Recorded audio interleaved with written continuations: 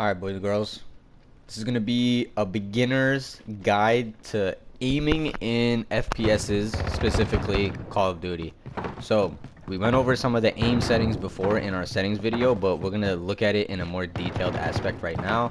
If you go into options, you go into controller, you're going to see these are going to be the important things here. Look, so you're going to have your dead zone, your horizontal and vertical stick sensitivity, your ADS multiplier for low and high zoom, your aim response curve type, controller vibration, aim assist. Those are going to be the main things. Okay, so first, just in terms of aiming, there are two ways that you'll aim in Call of Duty. One is going to be your hip fire, which is having the gun at your hip and shooting using your fire weapon button. And then the other way is going to be using your aim down sight button and shooting this way. Those are the two main ways of shooting your weapon, or pretty much the only two ways of shooting your weapon.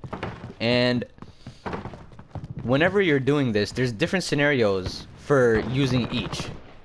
For example, I'm using an MP5. The MP5 is a submachine gun. Submachine guns traditionally are better off close range, and when you are close range, specifically I'd say between 0 to about maybe 10 meters, you'll be able to hip fire somebody a lot easier than ADSing on them. And the reason being is because of the aim assist in the game.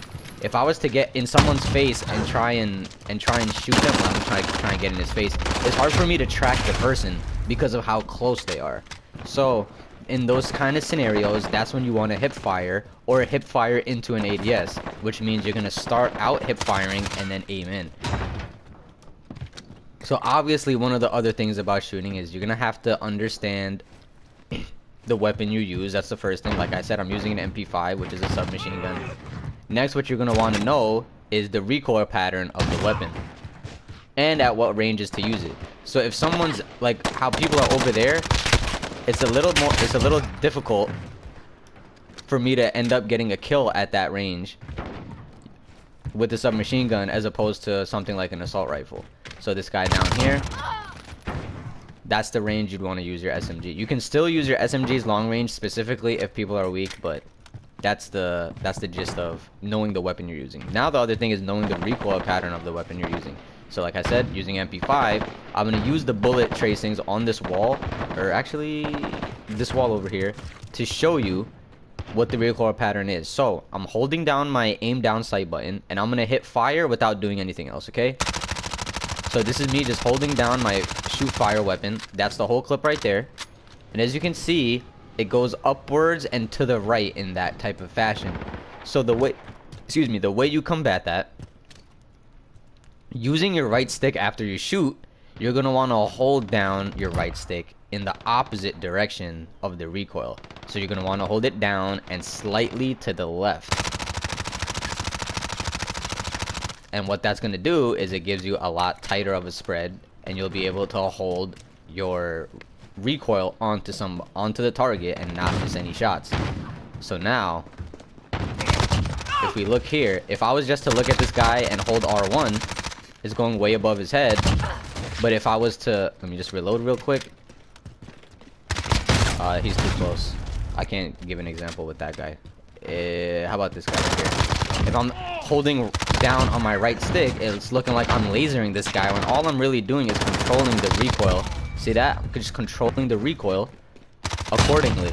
So that's what you want to do whenever you're using a weapon. It's a lot easier to control a recoil on certain assault rifles, on other weapons. Some of them don't do as much damage. Obviously, those are factors whenever you're aiming and shooting, but this is just the aim guide. So we went through the two types of ways of shooting, which is hip firing, ADSing. We went over that you should know the weapon you're using and the recoil pattern. Next thing is, well, how do I apply that in gunfights? Or how does that affect me in gunfights? Because when I'm in gunfights, I'm trying to control the recoil, but I'm still not able to kill people. Well, here's the thing. When you get shot by somebody, let me see if he shoots back. You see, when I get shot, I flinch. What happens when you flinch in a gunfight is your gun is going to kick up slightly, and usually what ends up happening is you lose aim assist, which is a perfect segue into our aim assist. So for your aim assist under weapons, you want this to be on standard. Standard is traditional. Whenever you get near the like the silhouette of a person or an outline, you're gonna notice that there's a slight pull. There's a slight pull onto the person. So the reason you don't want to use the others, they're not as strong and they're not as effective. The only person I've seen change this in Modern Warfare is probably Formal, aka Matthew Piper, aka one of the GOATs in Call of Duty professional gaming. So aside, unless you're him, I don't think any of the other ones are viable options at all. Obviously disabled, we'll get into that later, because disabled is going to be a key factor in your aim. The other thing here, standard, linear, dynamic. Linear means no matter how much or little you move your right stick, it's going to move at the same speed. So if I pull my right stick all the way to the right, this is the speed I'm going at. But if I only slightly move it, it's only slightly moving as well. So now I can fine tune. If somebody's running, I'll be able to track them like this. Or if they're far away and running, I'll be able to go a little faster or a little slower, whichever one. So I'm able to track them. Some people prefer linear. I know there's a player named Destroy. Destroy has a 5+ KD. He uses linear. TP, I've seen, if you guys know who TP is, he also uses linear. As well as Crowder. Actually, it's Crowder, not TP. Apologies. So, that being said, what about your horizontal stick sensitivity, vertical stick sensitivity, dead zone? Dead zone is from the middle of your thumbstick, where your thumbstick rests, your analog.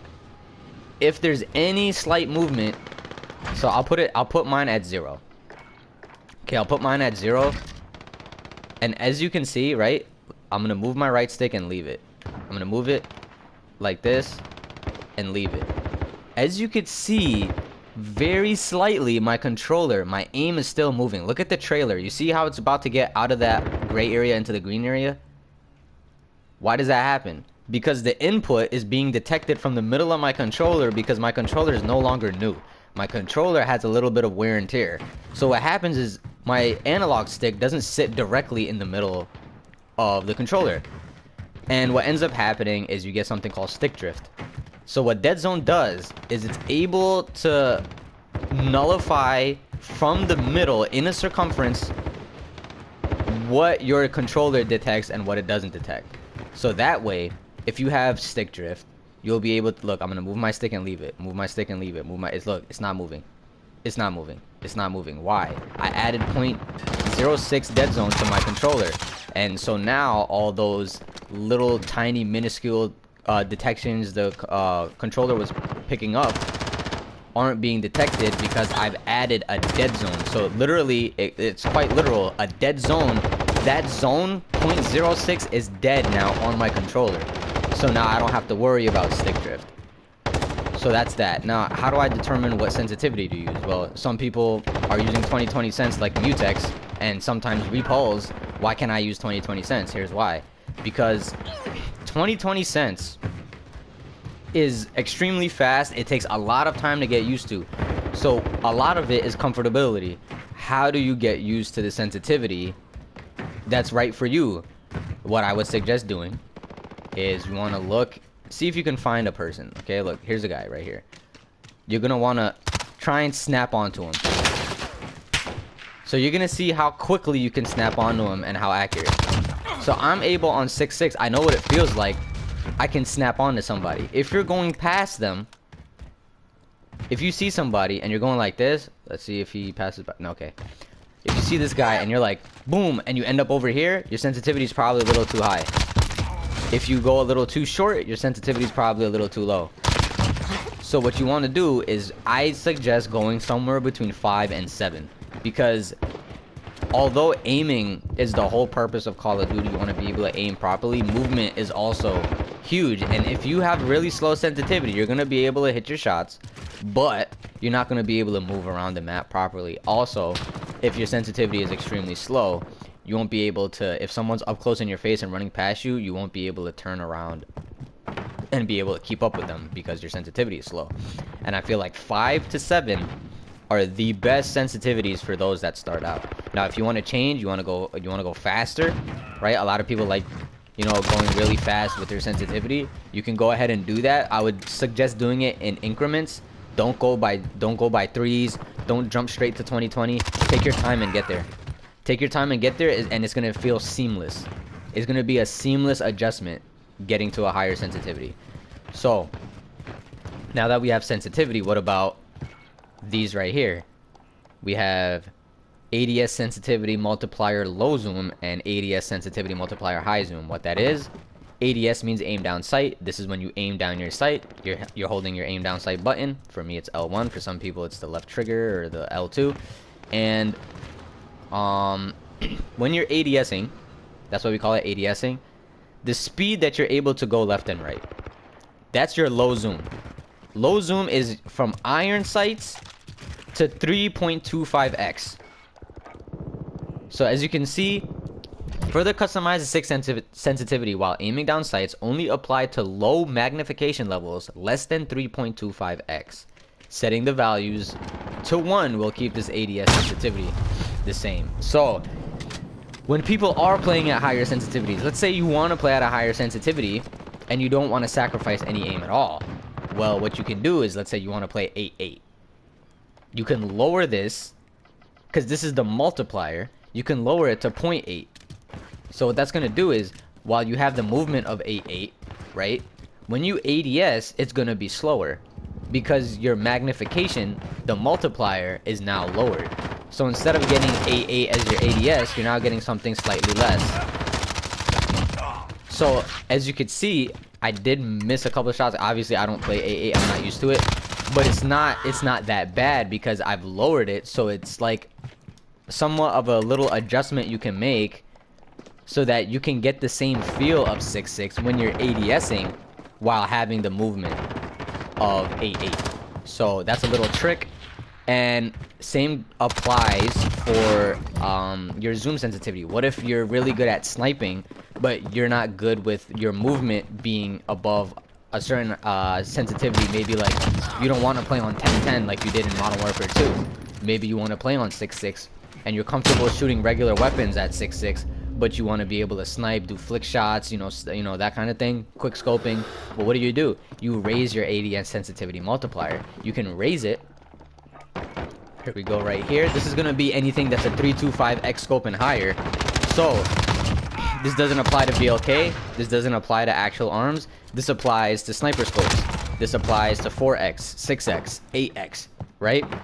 Now you'll be able to ADS with your scope and you'll be zooming left and right with it. You'll be able to drag scope, quick scope easily while maintaining your sensitivity.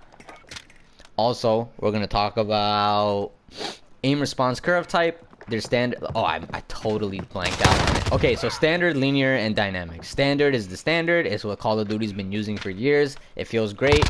It locks onto people as soon as you hit around their body. The reason a lot of people you'll see though use dynamic is for the simple fact that it's just a little better.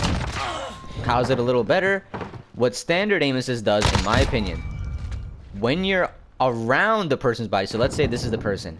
If you're on this area of the person, you lock on.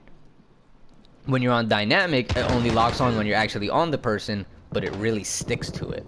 It's a lot more effective because there's no room outside of the body that you're locking onto. When you're on standard, you might lock on here. You start shooting, you're hitting to the left of them. You're not hitting them directly. So with dynamic, you have to be on them, so it rewards better aim. It rewards better aim. And it makes it a lot easier for you to hit those shots.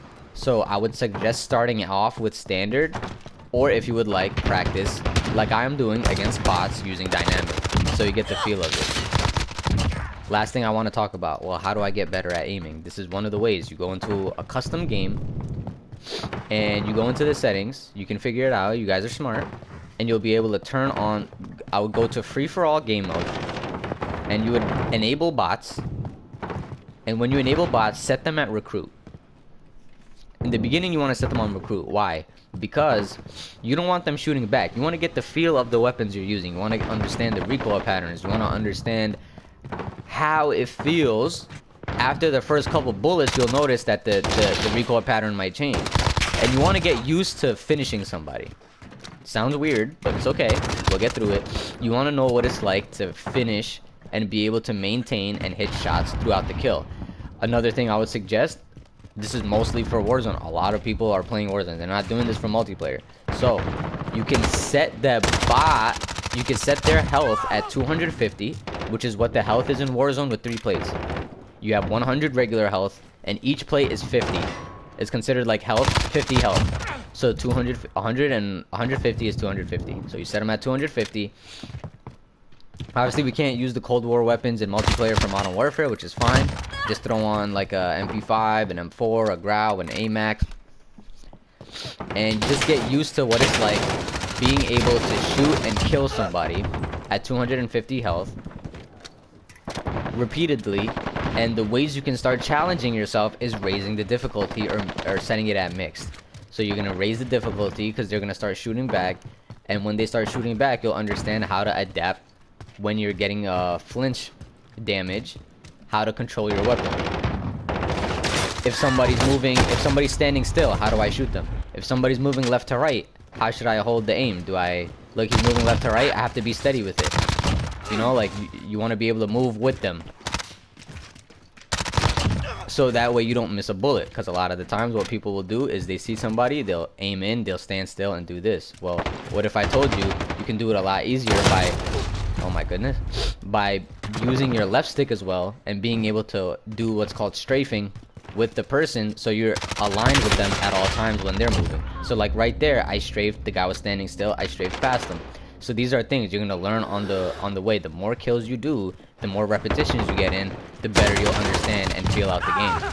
So, and then the final way, actually I'll get into those in the advanced or more like advanced technique tips, but for now, this has been a basic somewhat coverage of aiming. There's so much more to go into, but I don't want to take too much more time for this. I'll make more videos on aiming. This will be like a part 1. Part 2 will be coming soon, and I hope you guys learn from this and benefit. If you do, please let me know if there's anything else you'd like to see. I do have more videos on the way. I'm trying with school and everything to get everything pushed out, but I want them to be quality as well, so you guys really have an understanding of how you want to be able to do things like get the right settings, get the right movement, get the right aiming, etc. So thank you, I appreciate y'all, and I'll see y'all next.